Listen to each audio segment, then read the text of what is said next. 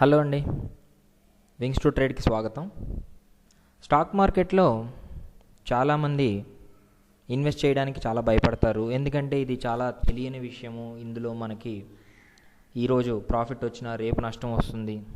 Long టర్మ్లో అసలు ఏ stock ఉంటుంది, ఏ స్టాక్ ఉండదు, ఇలాగా చాలా రకరకాల క్వశ్చన్స్ తోటి, డౌట్స్ తోటి ఇన్వెస్ట్ చేయటం మానేసే వాళ్ళు ఉన్నారు. ఇన్వెస్ట్ చేస్తూ సక్సెస్ అవ్వని వాళ్ళు ఉన్నారు.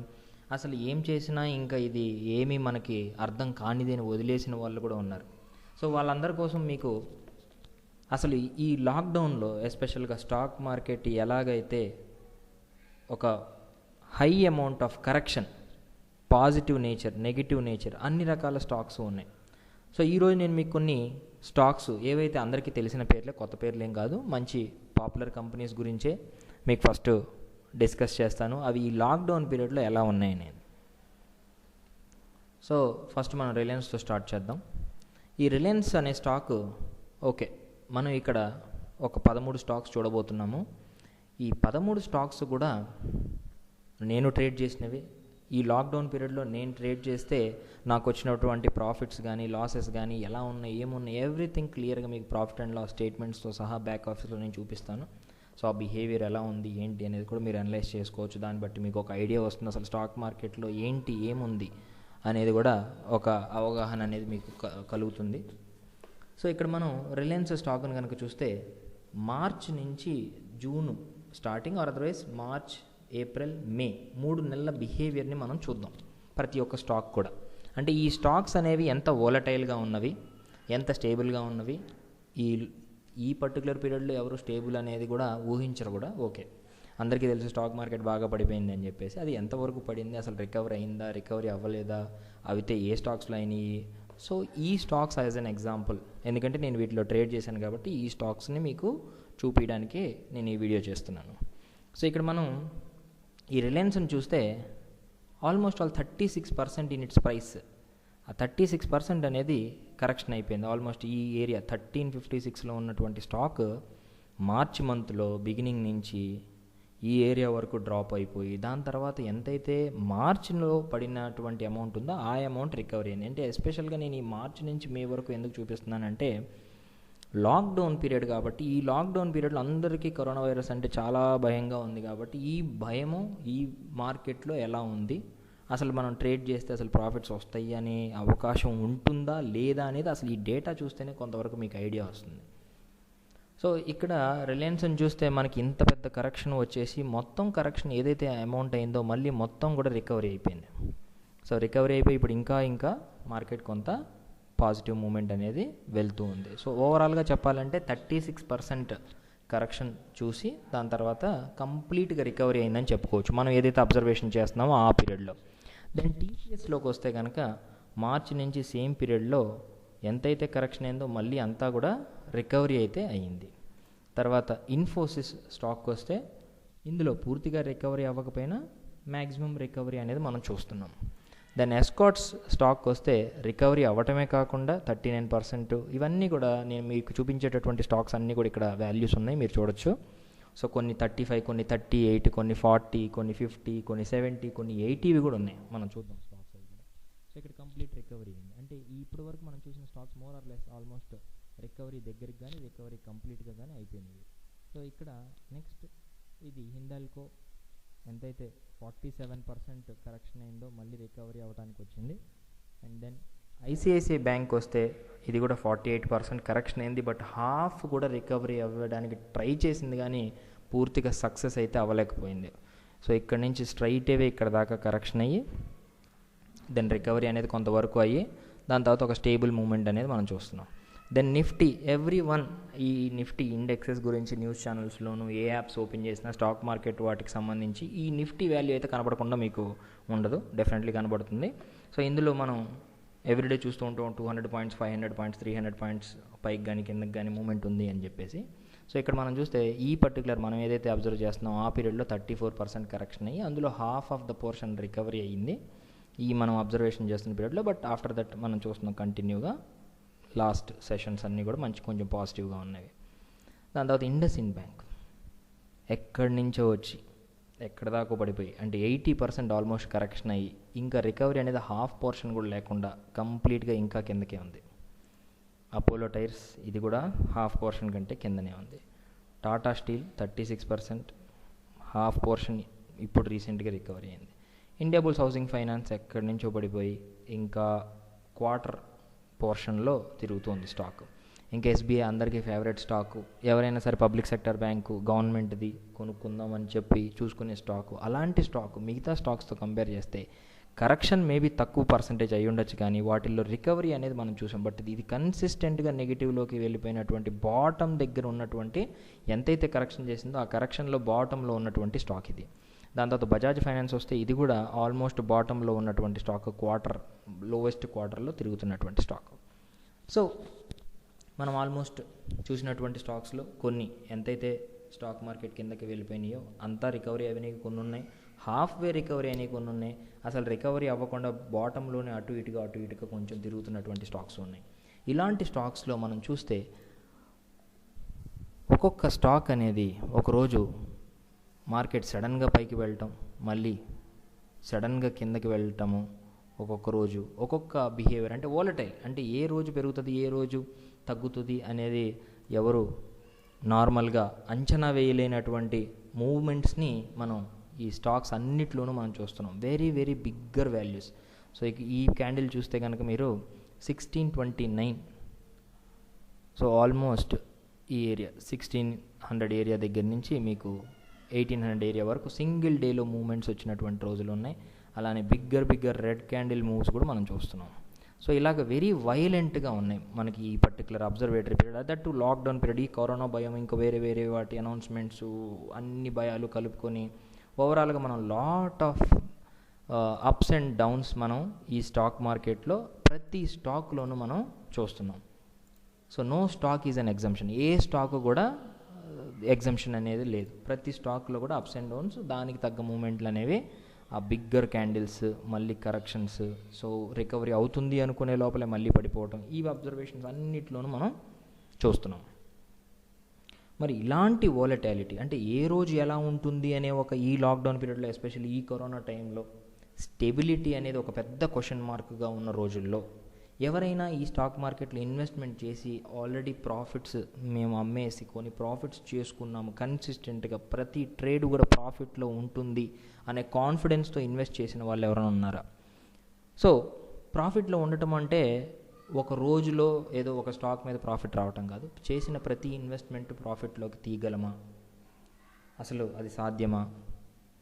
ఎవ్రీ వీక్ బేసిస్లో ప్రాఫిట్ వస్తుందా, మంత్లీ బేసిస్లో ప్రాఫిట్ వస్తుందా, లేదా ఓవర్ ఆ పీరియడ్ ఆఫ్ టైం మనకి యావరేజ్గా ప్రాఫిట్ ఉంటుందా? సో చాలామంది ఒక రోజుకు 10 సార్లు 20 సార్లు ఒకటే స్టాక్ ట్రేడ్ చేసి ఓవరాల్గా ఒక 10 ట్రేడ్లు 5 ట్రేడ్లు పోగొట్టుకొని 5 ట్రేడ్లు ప్రాఫిట్లోకి తీసుకొచ్చి యావరేజ్గా కొంత రిటర్న్ అనేది కూడా జనరేట్ చేసేవాళ్ళు. డిఫరెంట్ అంటే ఈ స్టాక్ మార్కెట్లో చాలా రకాలుగా ట్రేడ్ చేసేవాళ్ళు, డిఫరెంట్ వేస్లో మనీని తీసేవాళ్ళు, డిఫరెంట్ స్టైల్స్లో చేస్తూ ఉంటారు. సో నేను చేసినటువంటి కొన్ని ట్రేడ్స్ని డిస్కస్ చేస్తాను, అవి ఎలా ఉన్నాయని చెప్పి డిస్కస్ చేస్తాను.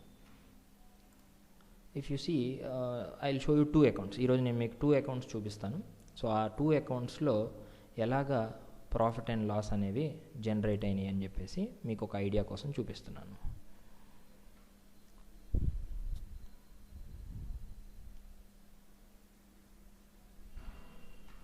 సో నేను ఇక్కడ profit and loss statement, futures and options open చేస్తున్నాను. ఏదైతే మనం అబ్జర్వ్ చేసేసామో అదే పీరియడ్ మార్చ్ 1 నుంచి మే లాస్ట్ వరకు, ఈ పీరియడ్లో నేను చేసినటువంటి ట్రేడ్స్ అన్నీ కూడా మీకు డిస్ప్లే అవుతున్నాయి. ఇప్పుడు ఇక్కడ ఆ రికార్డ్స్ అన్నీ ఫెచ్ చేశాను. మీకు ఈజీగా ఉండడానికి ఈ డేటాని నేను ఎక్సెల్లోకి తీసుకుంటాను. సో ఇది 1 అకౌంట్, ఇంకో అకౌంట్ తర్వాత చూపిస్తాను. సో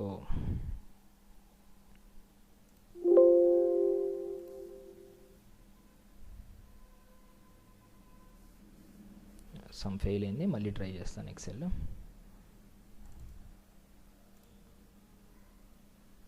ఓకే, డౌన్లోడ్ అయింది, జస్ట్ ఫైల్ ఓపెన్ చేస్తున్నాను. సో ఏం లేదు, మనకి ఏంటంటే అనాలిసిస్ కొంచెం ఈజీగా ఉంటుంది ఎక్సెల్లో, డేటా అంతా కూడా.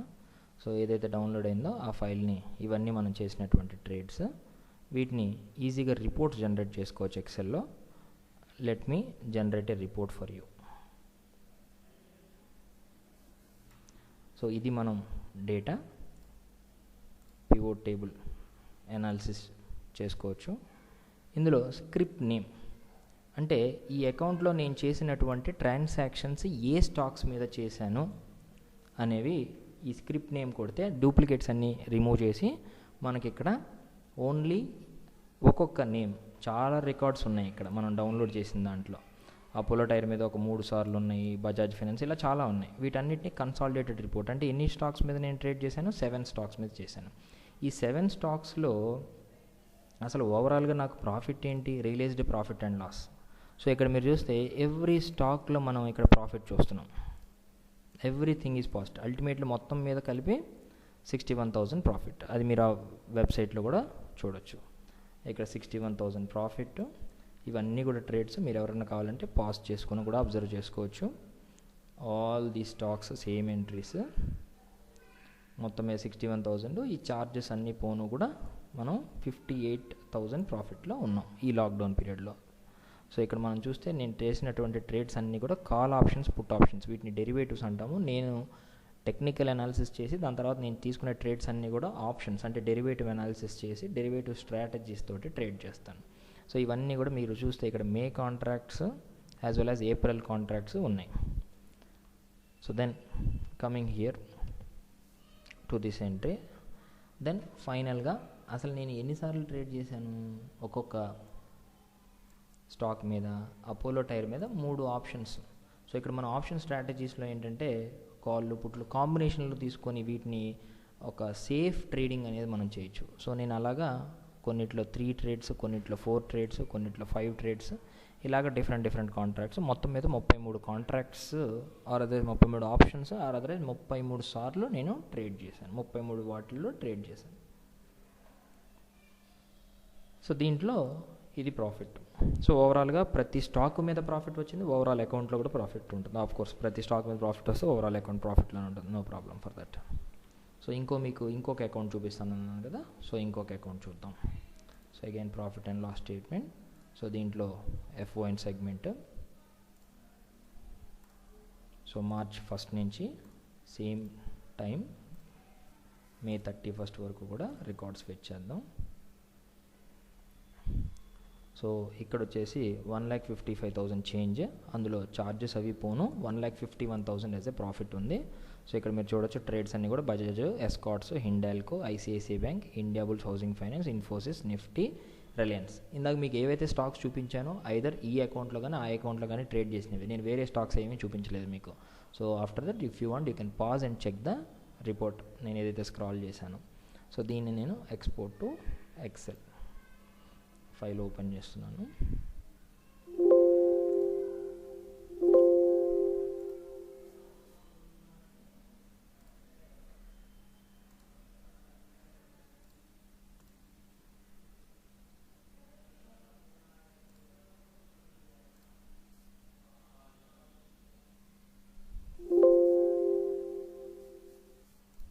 Okay, 2 files some problem. Let me close this.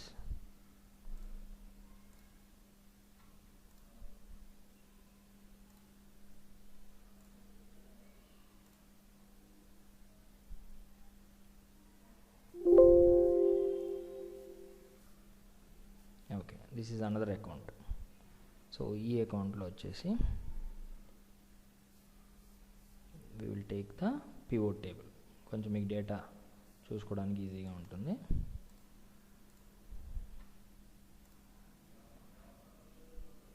So script name again ఇందాక దాంట్లో మనం అపోలో టైర్ అవి చూసాము.